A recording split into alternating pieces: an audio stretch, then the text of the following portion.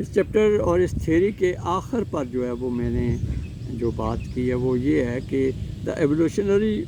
process will be completed this way and a just society will come into existence through education, sports and three fundamental rights. تو اس طریقے سے sports کو ہم vehicle بنائیں گے، جیسا کہ انگریز جب اس انڈیا پاکستان میں یا ایشیا میں آیا اور یہاں فوج بنائی، افرادی قوت کی یہاں سے مدد لی اور پھر ورلڈ وار 1 اور 2 لڑ کے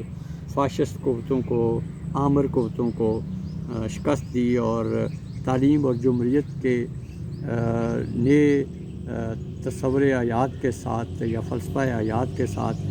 جوڑا، لیکن مڈل اور لوئر کلاسز کا کچھ نہیں کیا۔ کانسٹیٹیوشن دیے، لیکن اس کانسٹیٹیوشنز کی بنیاد پر جو انسٹیٹیوشن دیے وہ بھی صرف مڈل رادر کے اپر کلاس کو، اشرافیہ کو اور ایگزیکٹو کلاس کو، رولنگ ایلیٹس کو، جو کہ business class, political class, judiciary, military, bureaucracy کے ہی حد تک تھا۔ مڈل لوئر کلاس وہیں کے وہیں ایگریکلچرل لیول پر رہے اور دوسروں کے خواستگار بن کر یا ڈپینڈنٹ ہو کر یا اپنے آپ کو مرہون منت رکھ کر جو ہے وہ یا رہن رکھ کر والی بات تھی۔ تو میں نے یہ جو پروسیس بتایا ہے کہ کس طریقے سے ہم ڈارک ایج سے عالمی سلیبس تک آئے یا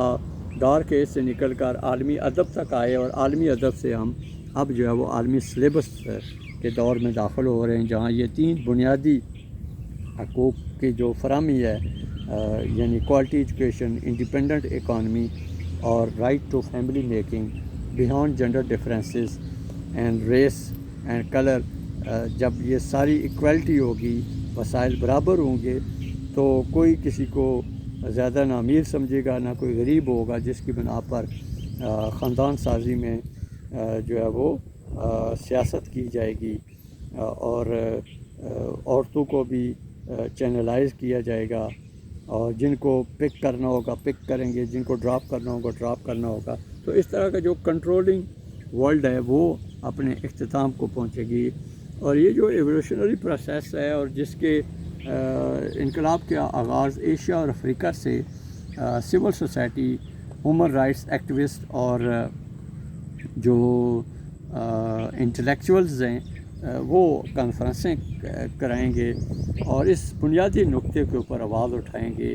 کہ عالمی ادب بھی کریٹ ہو چکا، سب کچھ ہو چکا، اب سوائے اشرافیہ کے طبقے کے خاتمے کے اور برابری کی بات کرنے کے لیے اب کسی ہمیں کمیونزم یا کیپٹلزم کی ضرورت نہیں ہے، بلکہ ان 3 بنیادی انسانی حقوق کی ضرورت ہے۔ وسائل دنیا بھر کے جو ہے وہ موجود ہیں، جنگوں کے اوپر اور جدید ترین اسلحہ سازی اور انسان کو انسان سازی کے بجائے انسان سوزی کا باعث بن رہے ہیں، انسان کشی کا باعث بن رہے ہیں۔ اس سے پہلے جو